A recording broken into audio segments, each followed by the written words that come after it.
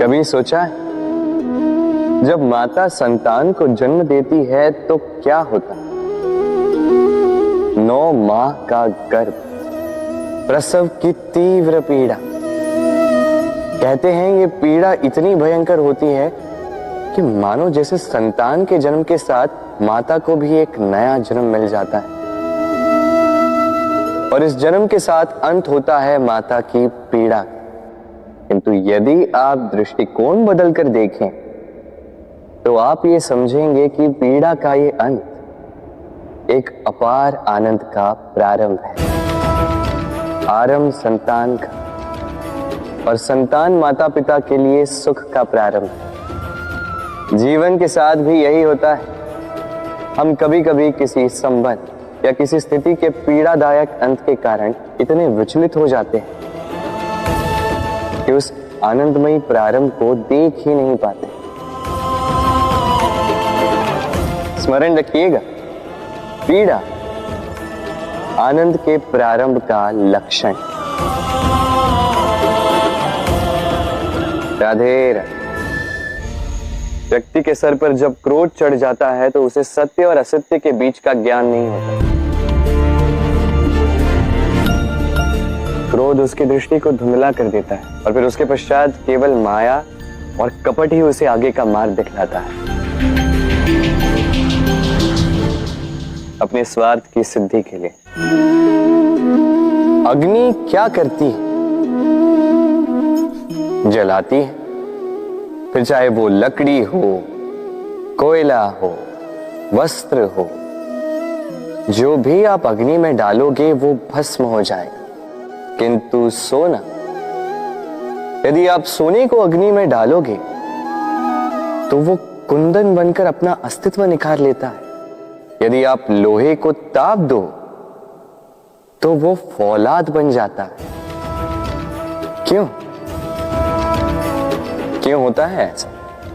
क्योंकि उनके भीतर की अग्नि उनको जलाने वाली अग्नि से अधिक तीक्ष्ण होती। ये अग्नि है निश्चय की, ये अग्नि है पवित्रता की। यदि आपका निश्चय दृढ़ हो, आपके विचार पावन हो, तो कुंदन बनकर निकलोगे, फौलाद बनकर निखरोगे, भीतर से बल पाओगे और कोई आपके साथ अनिष्ट नहीं कर पाएगा। राधे राधे। व्यक्ति का जीवन क्या है? अब आप कहेंगे जन्म और मृत्यु के बीच का समय। और मृत्यु कब होती है? जब व्यक्ति श्वास लेना छोड़ दे, हाथ पांव चलाना छोड़ दे, सोचना छोड़ दे। ऐसा नहीं। देखिए, जल की मृत्यु तब नहीं होती जब वो सूख जाती।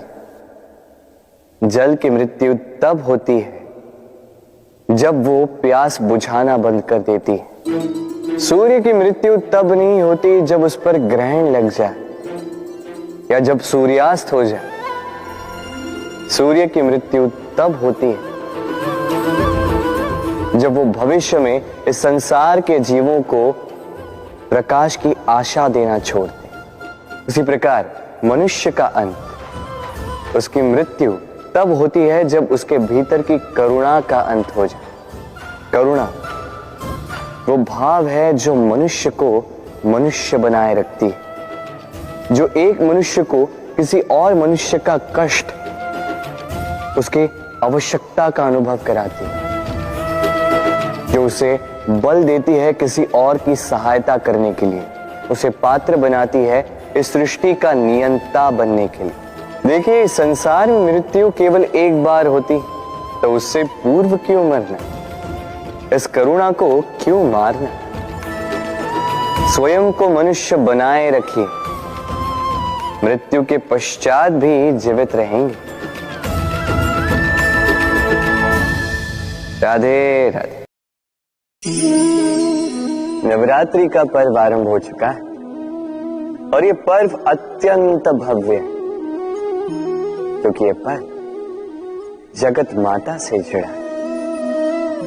मां कितना छोटा सा शब्द है, किंतु ठीक से देखो तो समस्त संसार इसी शब्द में समा है। मां जो अपनी संतान के लिए हर संभव प्रयास करती है, कुछ भी करने के लिए सज्ज रहती है।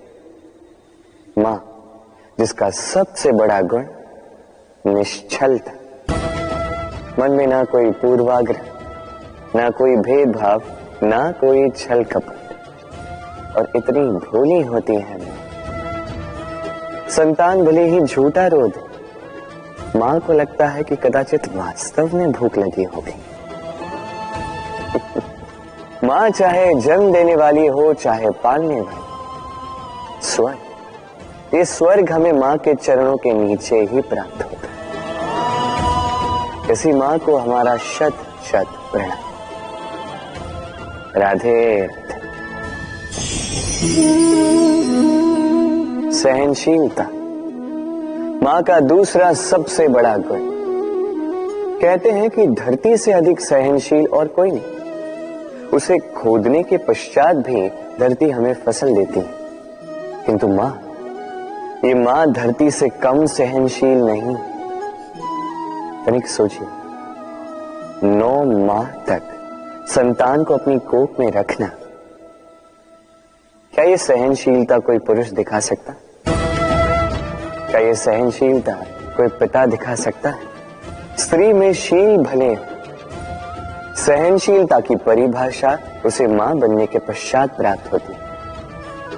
स्वयं का अस्तित्व भुलाकर संतान का अस्तित्व बनाती है। शिशु की लात खाकर भी आनंद से उसे दूध पिलाती है। ये होती है मां, और इसी मां जननी को हमारा शत शत प्रणाम। राधे राधे।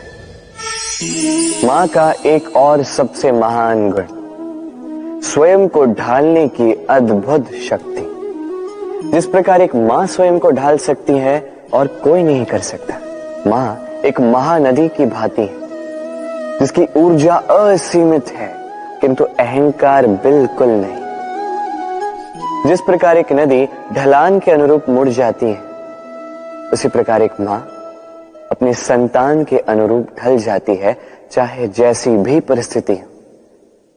उसके सोने के समय के अनुरूप स्वयं का सोना, उसके जागने के समय के अनुरूप स्वयं का जगना। संतान की इच्छा का भोजन वो स्वयं का मनपसंद भोजन बना लेती।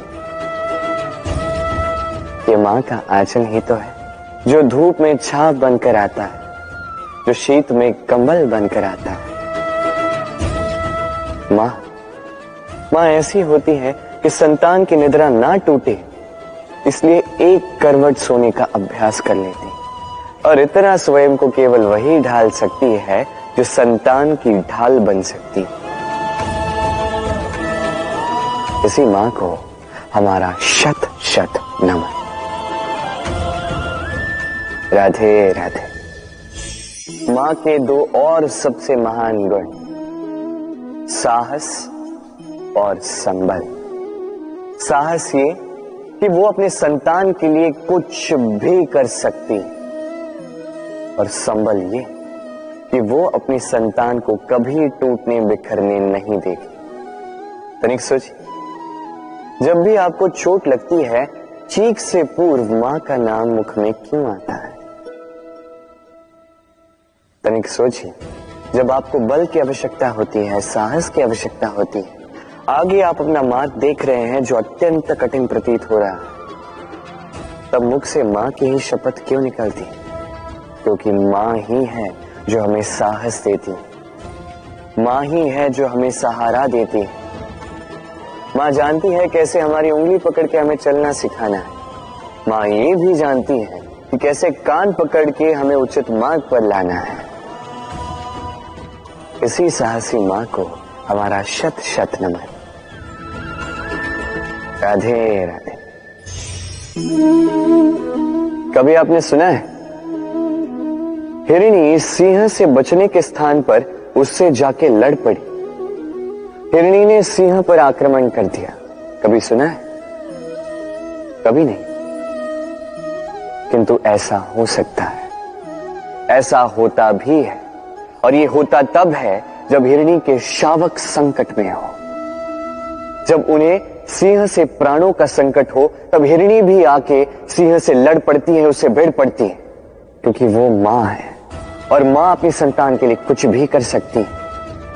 ये ममता है, ये जितनी कोमल हो सकती है उतनी ही कठोर भी हो सकती है, और अपनी संतान के हित के लिए वो क्रोध की पराकाष्ठा पार करते हुए अपनी संतान की सुरक्षा करके ही रहेगी।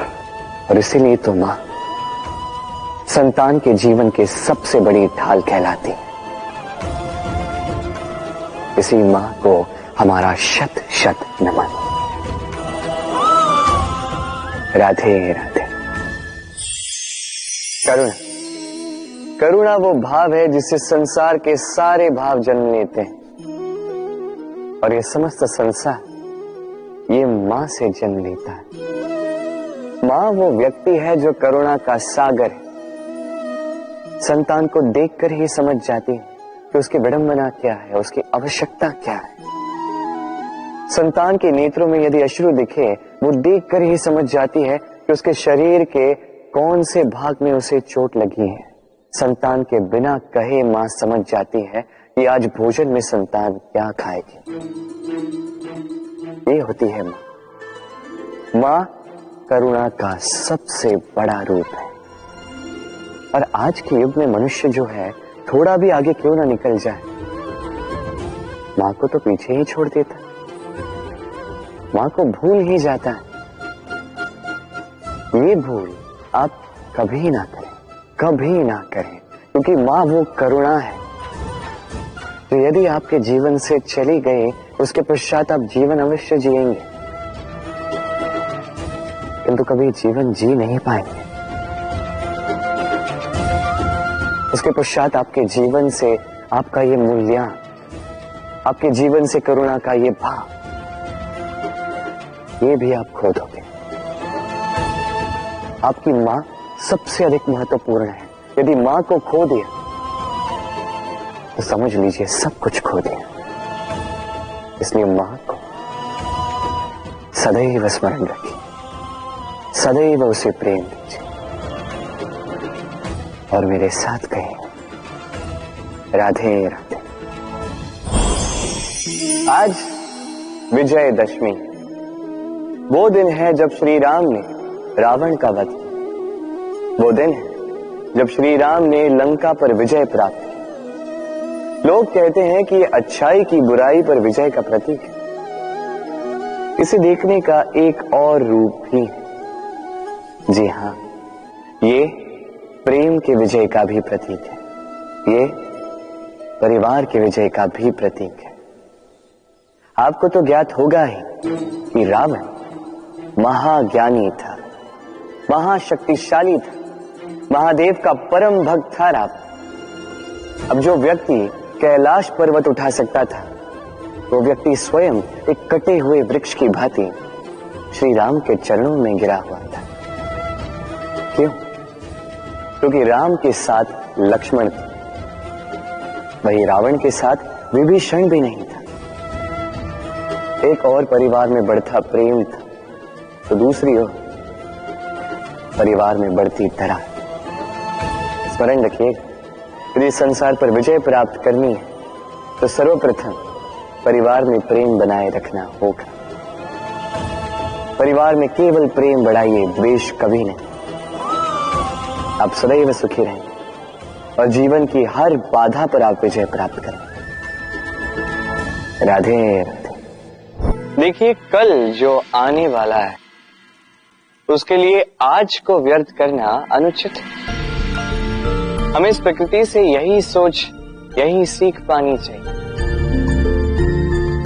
आज का ये क्षण ये कल नहीं आएगा, और कल जो क्षण आने वाला है वो आज को किसी भी प्रकार से प्रभावित नहीं करता।